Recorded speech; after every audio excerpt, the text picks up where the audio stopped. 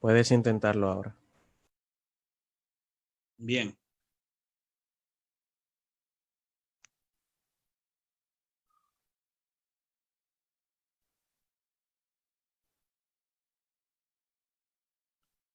muy bien, perfecto. Espero que todos estén observando y escuchando.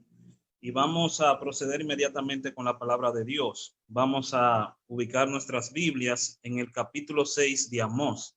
Vamos a retomar esta serie ya que teníamos un tiempecito sin hablar del libro y vamos a continuar donde lo dejamos. Amós capítulo 6. Los versículos van a estar también en la pantalla donde lo podremos leer.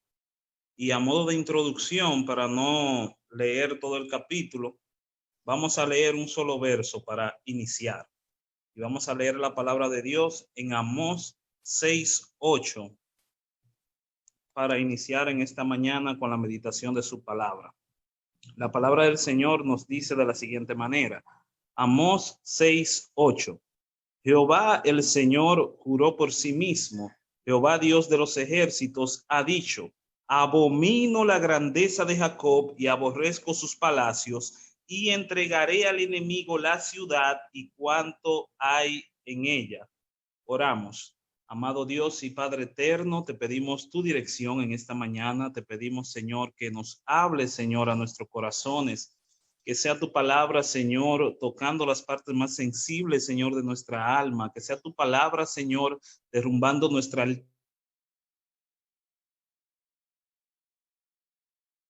altivez, nuestro orgullo, Señor, y nosotros en esta mañana, Señor. Así lo pedimos en el nombre de Jesús. Amén y amén.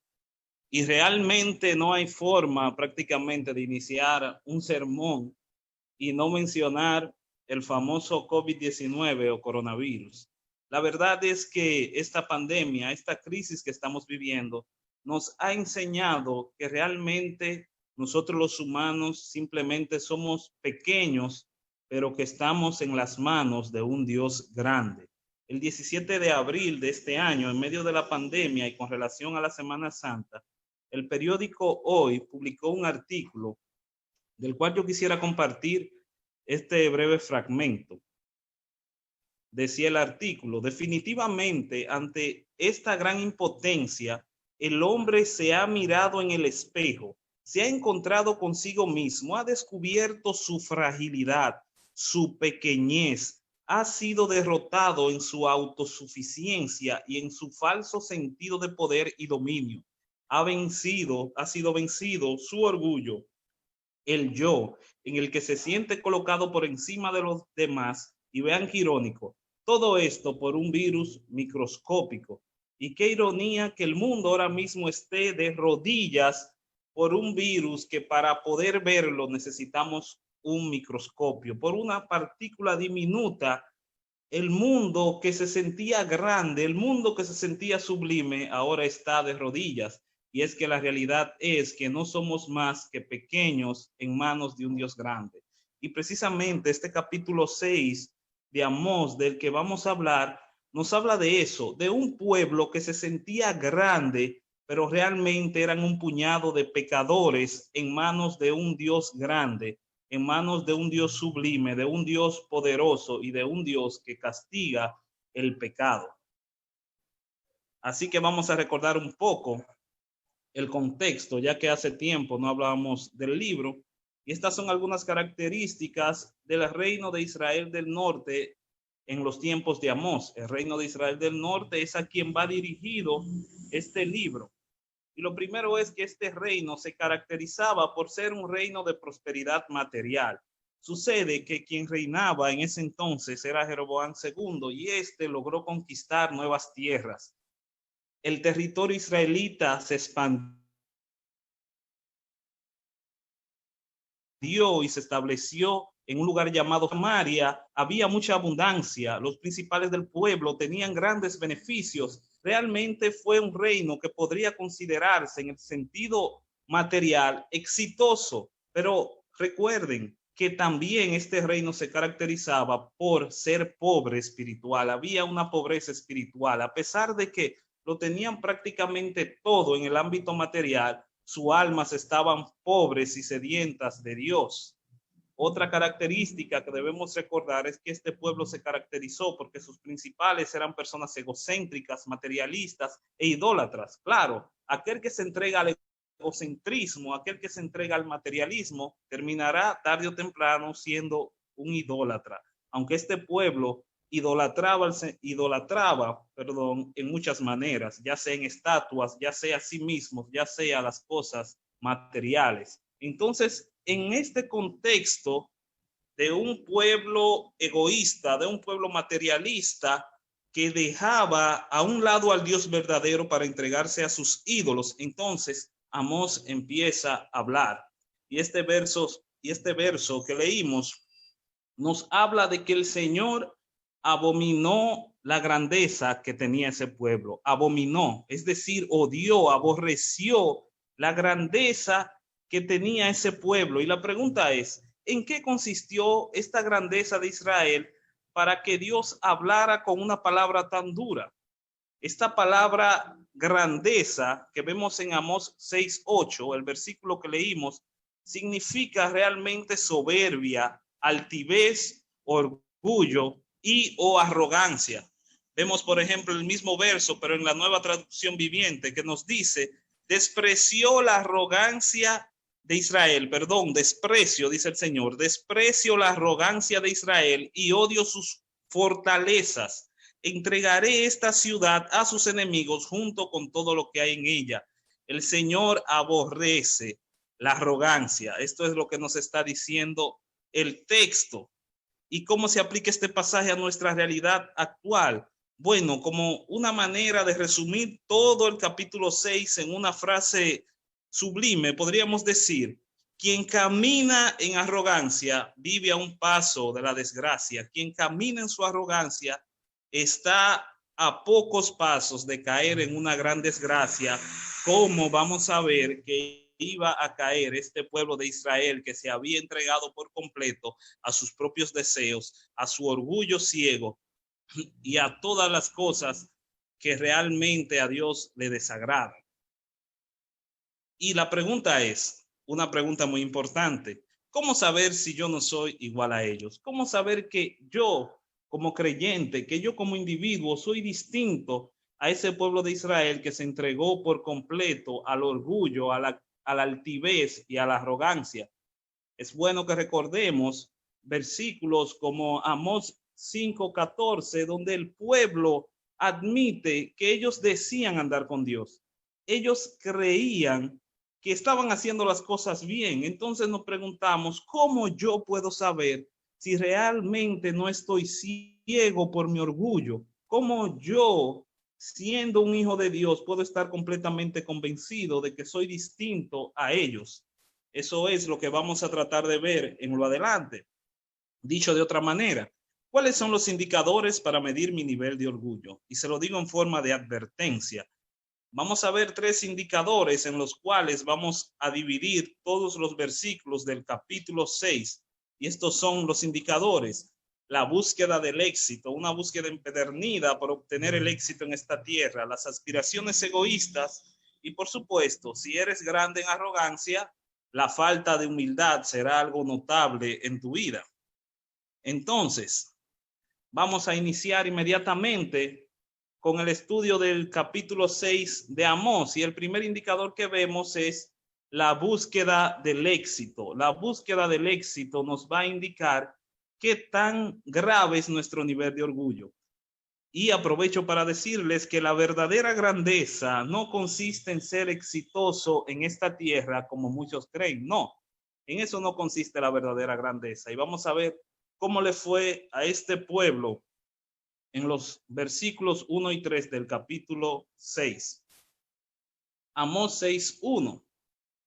Hay de los reposados en Sión y de los confinados en el monte de Samaria, los notables y principales entre las naciones, a los cuales acude la casa de Israel. Esta palabra reposados en Sión hace referencia a una persona que está a sus anchas, una persona que está bien, que está confiado, que está tranquilo. Ellos se reunían con los notables y principales entre las naciones, es decir, que ellos se sentían que estaban entre lo mejor de todas las naciones se sentían como personas realizadas y exitosas. El versículo siguiente nos dice que, oh vosotros que dilatáis el día malo y acercáis la silla de iniquidad. Ellos creían que eran exitosos, pero realmente se acercaban a la silla de iniquidad. Estaban cerca de recibir el juicio de Dios y pensando que habían logrado algo, realmente no habían logrado nada. Bueno, sí habían logrado algo, y era hacer que la justicia y la ira de Dios cayera sobre ellos. Y estos versículos nos enseñan que como creyentes debemos de ser precavidos para no caer en la trampa humanista que el mundo ha llamado éxito. Y es que te quiero decir que no me estoy refiriendo a que sea malo en un sentido el éxito, en el sentido de tu emprender, de tu tener metas en la vida, de tu trabajar organizado, de tu hacer las cosas con propósito, tanto en lo secular como en las mismas cosas relacionadas con el Señor. Lo que te estoy diciendo es que en esa búsqueda de éxito, de emprendimiento, debemos de tener cuidado, porque puedes caer en la trampa que cayó este pueblo de Israel. Y la pregunta es, ¿por qué debemos cuidarnos del éxito? Si se han hecho canciones del éxito, si se habla del éxito, hay libros, hay tantas cosas, porque la sociedad te grita, oye, tienes que ser exitoso, tienes que lograr tus metas, pero ¿por qué cuidarnos de esto? Según los versículos que vimos, primero, debemos cuidarnos del éxito porque provoca una falsa sensación de seguridad. Lo vimos en Amós 6:1, ay de los reposados en Sión. Ellos se sentían tranquilos, se sentían seguros, pero esa era una seguridad falsa porque, como leímos en el versículo 8, ellos iban a ser destruidos, ellos iban a ser entregados, iban a ser arruinados por completo por una nación enemiga. Este éxito que nos ofrece el mundo provoca una falsa sensación de seguridad. Segundo, provoca una falsa sensación de superioridad.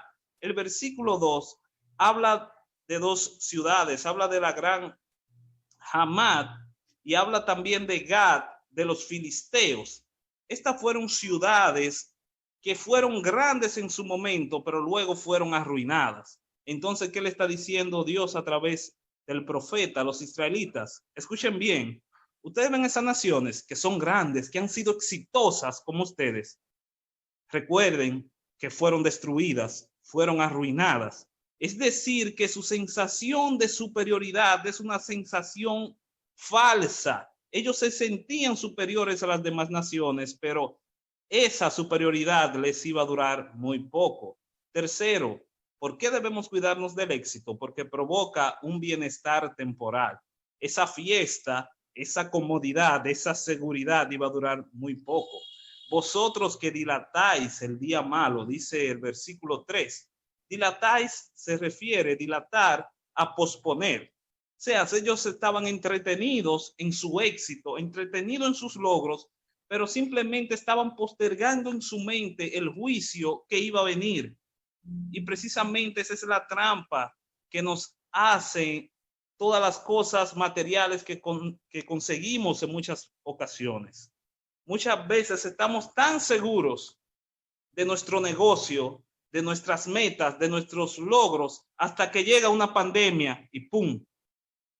Ahí el Señor nos abre la mente. A veces el Señor permite que vengan las pruebas para que sintamos lo pequeños que somos delante del Dios vivo, de que todo el bienestar que consigamos en esta tierra, todo el bienestar material es temporal, es solo por un tiempo.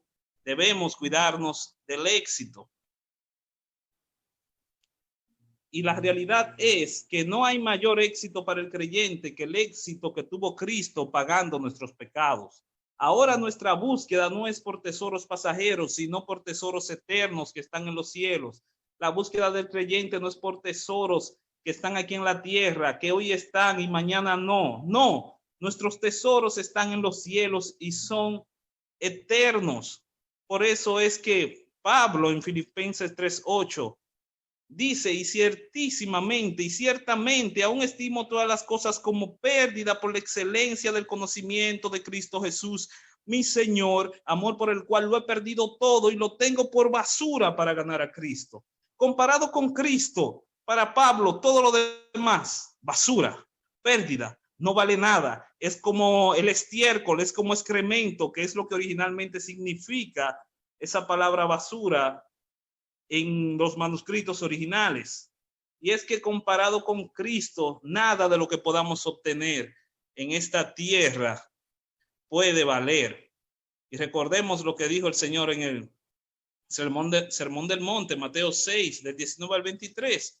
No hagamos tesoros en esta tierra donde la polilla y el orín corrompen, donde ladrones minan y hurtan. No hagamos tesoros en los cielos. No hay mayor éxito para nosotros que esa victoria que obtuvo Cristo pagando nuestros pecados. Y si vamos a ser exitosos en algo, seamos exitosos en el reino de los cielos, seamos exitosos en la oración, seamos exitosos en nuestra relación con el Señor, seamos exitosos en la meditación y lectura de la palabra de Dios, seamos exitosos en ser verdaderos hijos de Dios. Si vamos a ser exitosos, seamos exitosos en eso, en hacer tesoros en los cielos y no en la tierra. Porque realmente donde está tu tesoro, ahí está tu corazón. Segundo indicador de cuando las personas están sumergidas en su arrogancia son las aspiraciones egoístas. Amós 6, de 4 al 7. Y es que la verdadera grandeza no consiste en alcanzar mis propias metas. Y ven a su izquierda esta imagen que me gustó mucho. Deja de pensar solo en ti. Y aquí vemos un yoyo. Sí, es que la verdad, cuando nos enfocamos en nuestro orgullo, terminamos viviendo la vida del yoyo, pero no yoyo porque rodamos y volvemos o porque damos vueltas, sino yoyo porque todas nuestras metas, nuestro propósito y nuestra vida está basada solo en yo y solo yo. Quizás usted puede decir, bueno, yo no tengo tantas cosas, ni he sido tan exitoso como lo fueron los samaritanos, pero quizás en nuestro corazón no somos así de exitosos, pero aspiramos a hacerlo.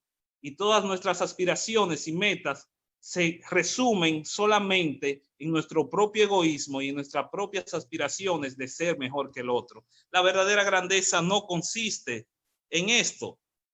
Veamos los versículos siguientes, Amós 6, del 4 al 7. Escuchen cómo vivía esta gente. Duermen en camas de marfil y reposan sobre sus lechos y comen los corderos del rebaño y los novillos del medio del engordadero. Definitivamente, estas personas no comen arroz con huevo, no. Estas personas comen lo mejor del rebaño, comen los novillos engordados, duermen en camas de marfil. Ese marfil es un material que se fabrica a base de dientes de elefante. Era algo extremadamente lujoso para ese tiempo.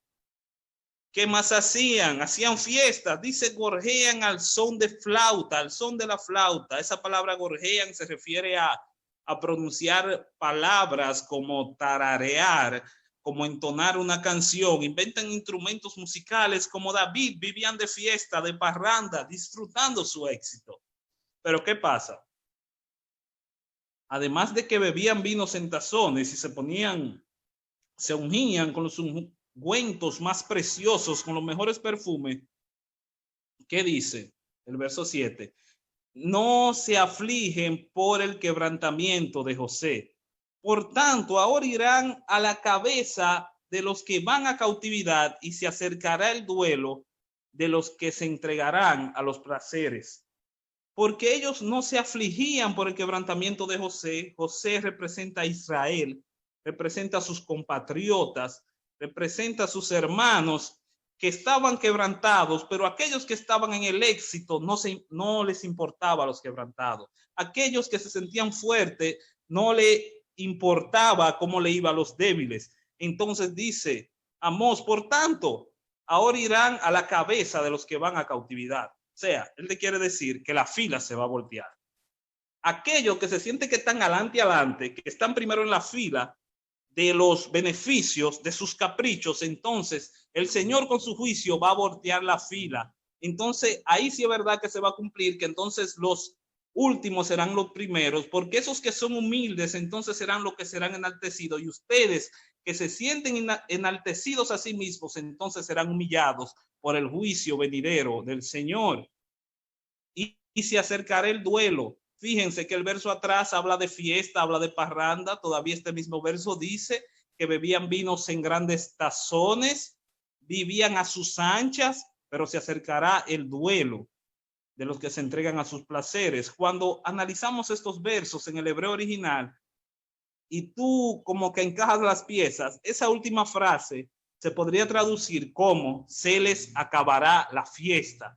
Y así es a todo el que vive única y exclusivamente para sus propios deseos, para sus propios caprichos, para su propio éxito, y el que no se le importa cómo esté el hermano que está a su lado. Aquel que vive para sí mismo, aquel que vive para las riquezas materiales de este mundo, llegará un momento donde se le va a acabar la fiesta.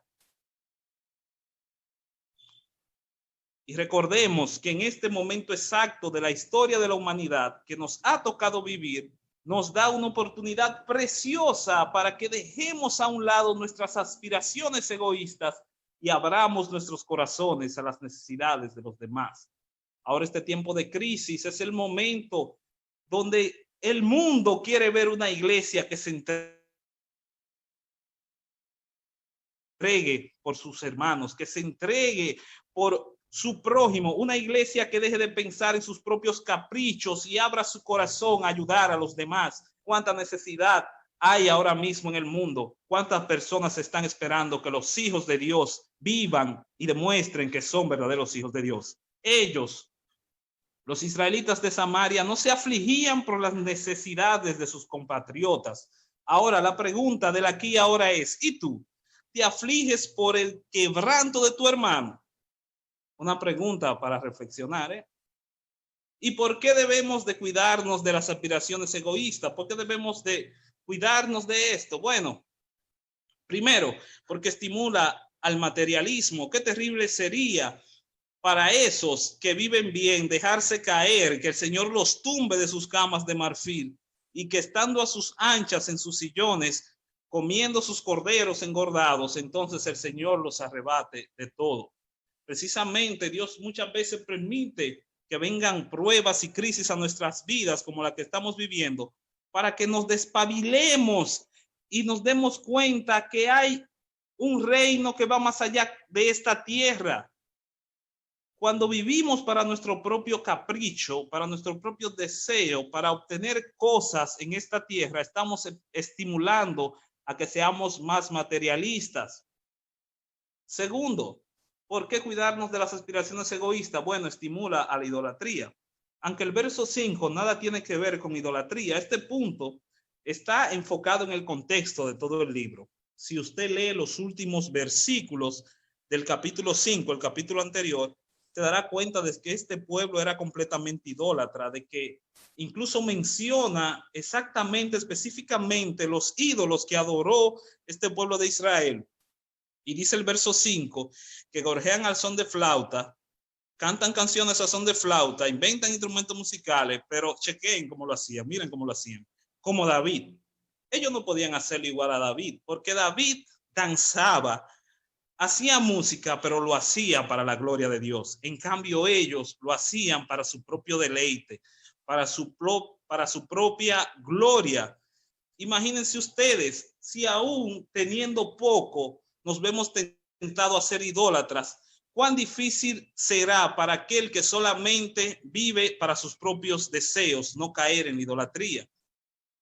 Tercero, estimula a la arrogancia, nos hace aún más arrogantes. Ellos bebían vinos en tazones, hacían sus fiestas, pero el Señor les dijo que ahora serán los primeros en ser llevados cautivos. La cautividad, de esa palabra y cautividad en el original, me gusta mucho porque en su raíz tiene que ver con el verbo desnudar. ¿Por qué? Porque en muchas ocasiones cuando los pueblos conquistaban a las personas cautivas, se las llevaban desnudos como esclavos. Es como una manera de ver también que ellos, que una frase antes bebían vinos en tazones, lo tenían todo, luego, dice Amós, que irán desnudos, lo perderán todo, porque vivieron única y exclusivamente para alimentar su arrogancia. Y es que verdaderamente el orgullo muchas veces lo vemos como un pecado respetable, muchas veces lo ignoramos, pero el orgullo, como cualquier otro pecado, también merece condenación, también merece castigo, también merece disciplina. Y es por eso que muchas veces el Señor permite que caigamos en diversas pruebas para someter nuestro orgullo, para que paguemos la cuota por nuestra arrogancia y aprendamos a vivir dependiendo de nuestro Señor. Estimula nuestra arrogancia. Y pensando yo en esto, sí, aun cuando tú ayudas al prójimo, te ves tentado a caer en orgullo, a autoalabarte por ayudar a los demás. Si ese es el que ayuda a los demás, que se ve tentado en eso, imagínate el que vive para sí mismo, cuán difícil será no caer en la trampa del orgullo. Una cita, decía un predicador que hablaba de estos mismos versículos, no se necesita mucho para sentirse tentado a depositar nuestra confianza en cualquier otra cosa que no sea el Señor. Y yo le agrego esa frase, evita los excesos. Como no se necesita mucho para sentirse tentado a depositar nuestra confianza en cualquier otra cosa que no sea el Señor, por lo tanto, evita los excesos. Definitivamente, esos versículos de Amós que acabamos de leer nos hablan de que la vida del creyente, la vida del Hijo de Dios, no es una vida de excesos, es una vida moderada. Esa expresión que la he mencionado varias veces, bebían vinos en tazones. ¿Qué pasa? Esa palabra que ellos usan aquí era también una palabra que ellos usaban para referirse a unos grandes envases que usaban para hacer rituales o cultos paganos. El profeta, el autor, no está diciendo que son estas mismas copas, pero sí esto nos da una idea de que él se está refiriendo a los excesos, a lo exagerado. O sea, él te está diciendo, lo normal es que las personas beban vinos en copas, en un cáliz, pero esos no bebían vinos en vasitos, no, ellos bebían en tazones, ellos bebían vinos en jarro, porque todo lo de ellos era exagerado. Y muchas veces tenemos que pensar en esto.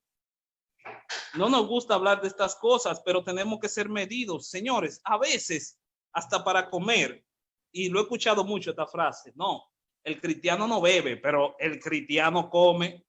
Y ya que lo único que yo puedo hacer es comer, entonces tengo que comer. Señores, a veces hasta para la comida en nuestro pueblo, en nuestra cultura, es un exceso, un desperdicio y no pensamos en cuántas personas lo necesitan y muchas veces terminamos desperdiciando lo que muchas personas no tienen en sus hogares porque caemos en la trampa de los excesos y no solo por mencionar la gula, también podemos mencionar el comprar vestido, el comprar ropa, nuestro afán por obtener moderna tecnología y así por el estilo. La vida de los hijos de Dios no es una vida de excesos, es una vida de moderación. No caigamos en esta trampa que cayó el pueblo de Israel, que vivían a sus anchas, solamente pensaban en sí mismos, solamente pensaban en el consumismo, en gastar, gastar y gastar, y no se preocupaban por sus compatriotas. Preocupémonos por nuestros hermanos y evitemos los excesos. Tercero y último indicador, la falta de humildad, por supuesto. Y aquí sí te doy la respuesta de qué es la verdadera grandeza.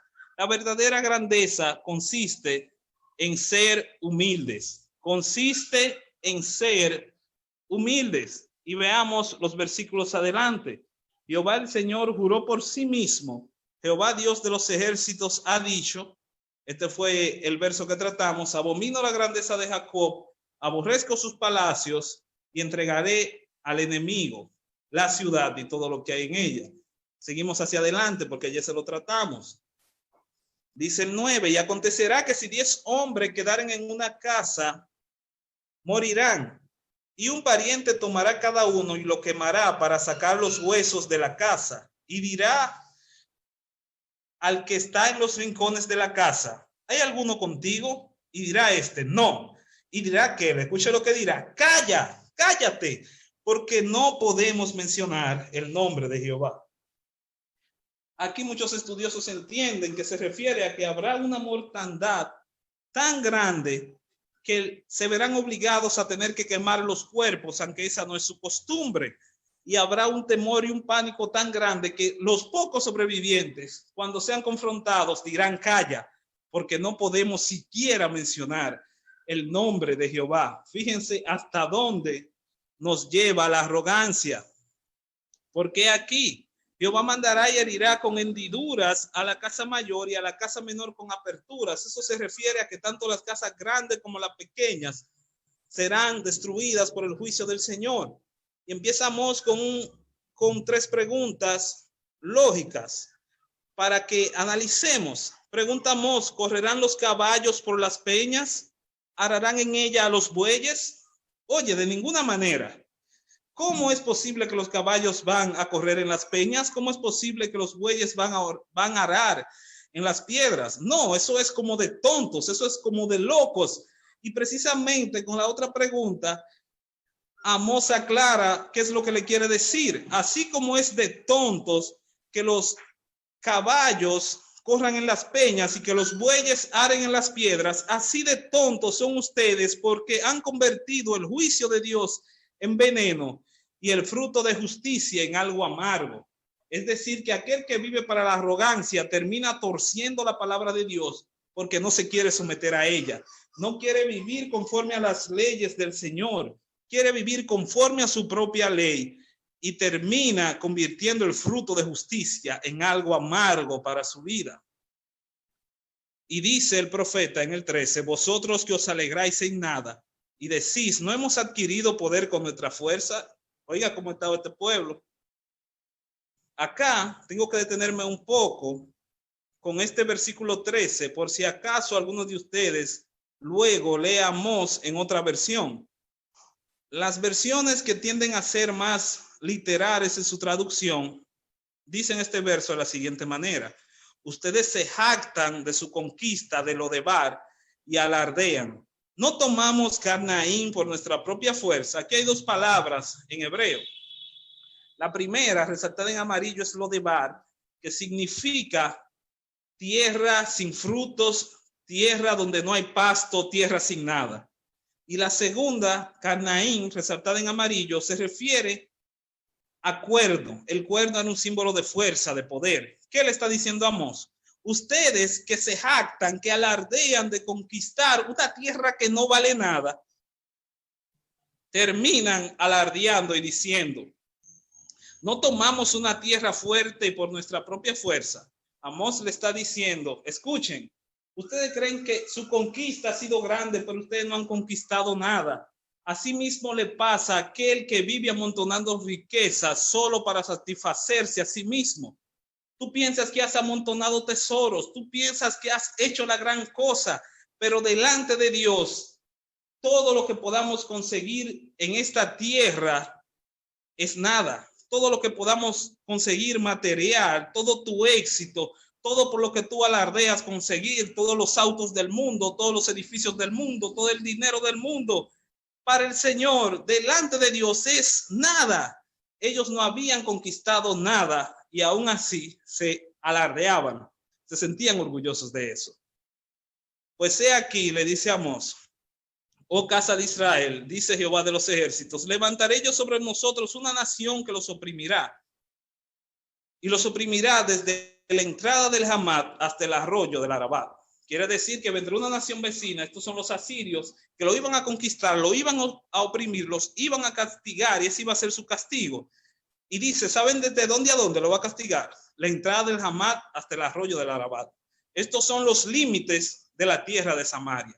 Es como que yo te diga a ti, el Señor ha levantado un juicio que va desde el cruce de Yásica hasta el túnel de Altamira, o sea, Puerto Plata entera. Eso es lo que le está diciendo acá Amós. Que iba a llegar un enemigo que iba a oprimir todo el pueblo. ¿Y por qué debemos cuidarnos de nuestro orgullo? ¿Por qué? Primero, porque a los arrogantes les espera la muerte. Eso fue en los versos que vimos. Les espera un trágico destino. Le esperaba a estos israelitas. Segundo, porque los arrogantes no tienen comunión con Dios. El verso 10 dice que ellos ni siquiera podían mencionar el nombre de Dios.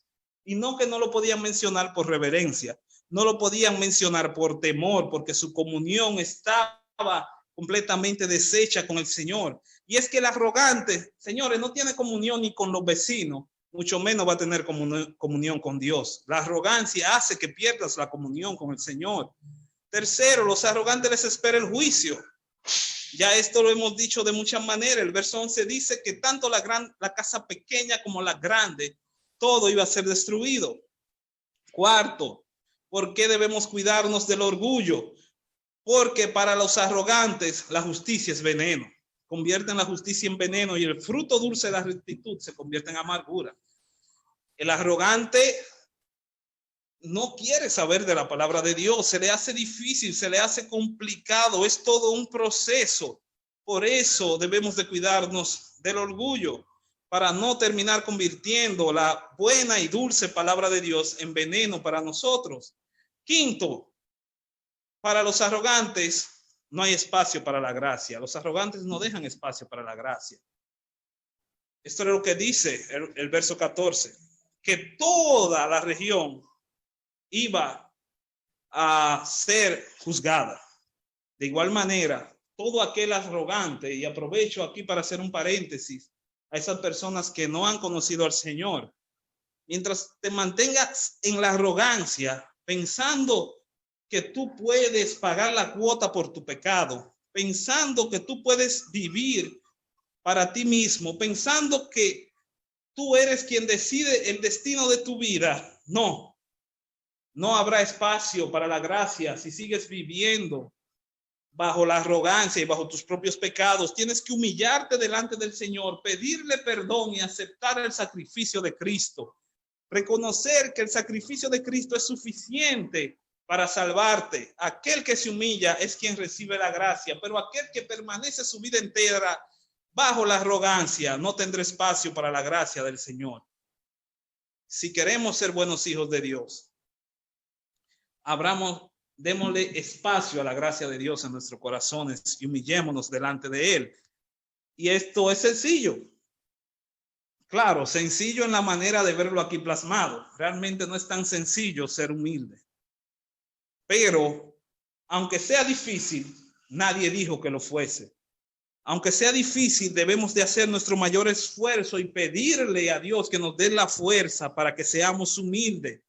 ¿Quieres ser un gran hombre de Dios? ¿Quieres ser una gran mujer de Dios? Sé humilde.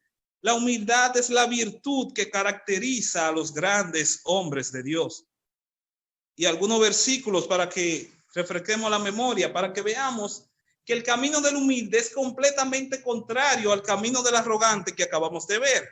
Salmo 25:9, el Señor encaminará a los humildes por el juicio y enseñará a los mansos su carrera. Es decir, que a los mansos el Señor los encamina, a los humildes el Señor los guía por su palabra. Revestidos de humildad, Dios resiste a los soberbios y da gracia a los humildes. Lo mismo que dice Proverbios también. Jehová exalta a los humildes y humilla a los impíos hasta la tierra. Salmo 147:6. Pero si realmente queremos conocer lo que significa ser realmente grande, si realmente queremos ver la grandeza humana de una forma palpable, tengo que decirte que la verdadera grandeza humana se hizo notable en la persona de Cristo. Cristo, quien siendo en forma de Dios, no estimó ser igual a Dios como cosa que aferrarse, sino que se despojó a sí mismo, tomando forma de siervo, hecho semejante a los hombres, y estando en la condición de hombre, se humilló a sí mismo, haciéndose obediente hasta la muerte y muerte de cruz. Por lo cual también le exaltó hasta lo sumo y le dio nombre que es sobre todo nombre. ¿Quieres conocer la verdadera humildad? ¿Quieres conocer la verdadera grandeza? Conoce a Cristo, entrégate a Cristo, mira la cruz, que ahí vemos la grandeza de nuestro Señor Jesucristo. Y nuestro reto es el siguiente: Un versículo antes de lo que leímos, Filipenses 2:5, dice que nosotros estamos llamados a tener la misma actitud. La Reina Valera dice, debemos tener ese mismo sentir que tuvo Cristo en entregarse por los demás, en humillarse a sí mismo. Y es que la única manera en que podemos ser realmente grandes en esta tierra como en el cielo es imitando en todo a nuestro Señor Jesucristo. ¿Quieres ser grande? Imita a Jesucristo. ¿Quieres ser grande? Aquí está la respuesta vista de otra manera. ¿Quieres ser grande? Entonces, sé el más pequeño. Sé el más pequeño. Entrégate al servicio de Dios. Entrégate al servicio de los demás. Trabaja, vive, confía. Haz todo lo que vayas a hacer en humildad, dándole la gloria a Dios por todo. Y ya en conclusión, le dejo esta imagen. ¿Saben qué es esta imagen que ven acá? Esa es una foto de las ruinas de Samaria. Los samaritanos, estos israelitas, alardearon tanto, lucharon tanto, se dieron tanta pompa. Y tú vas hoy a esa tierra y eso es lo que hay, solo ruinas. Y así es todo por lo que muchas veces nos afanamos tanto en esta tierra. Señores, a veces nos afanamos tanto por cosas que valen tan poco. Esta pandemia en cierto punto nos los ha demostrado. Que las cosas materiales valen tan poco, que nuestro éxito personal vale tan poco, que al final, cuando pase el tiempo, solo queden ruinas. Y así mismo es la vida del que vive en su arrogancia y le da la espalda a Dios y no abre su corazón para ayudar a los demás ni para servir al Señor. Su vida termina en ruinas. Y es que quien camina en arrogancia vive a un paso de la desgracia. Quien camina en arrogancia vive a un paso de la arrogancia. Un texto que se volvió tendencia en estos días al inicio de la pandemia fue el versículo de 2 de Crónicas 7:14, donde dice que si se humillare mi pueblo, sobre el cual mi nombre es invocado, y oraren y buscaren mi rostro y se convirtieren de sus malos caminos, entonces yo iré desde los cielos y perdonaré sus pecados y sanaré su tierra. No voy a hablar de ese versículo porque eso sería otro sermón, pero sí quiero recordarles esa primera condición que pone el texto: si se humillare mi pueblo. Humillarse delante del Señor. Muchas veces lo vemos muy simple, muchas veces creemos que humillarse, que ser humilde es un simple ritual, es como pagar una cuota, es pagar la ofrenda, es sentarme 15 minutos de rodillas. No, humillarse es más que eso. Humillarse es más que un ritual, es más que pagar una cuota en un servicio. Humillarse es ser humilde en todo.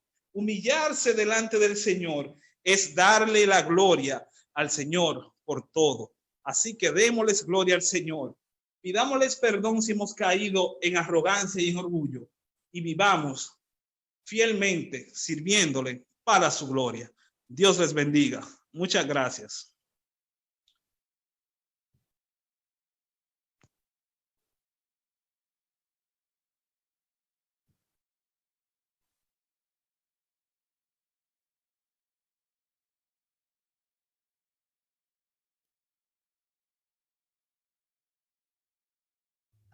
Amén. Damos gracias al Señor por su palabra en esta mañana. Qué bueno que el Señor ha hablado a través de nuestro hermano y nos ha recordado el hecho de quién merece toda la gloria, quién es el que nos sostiene, quién es el que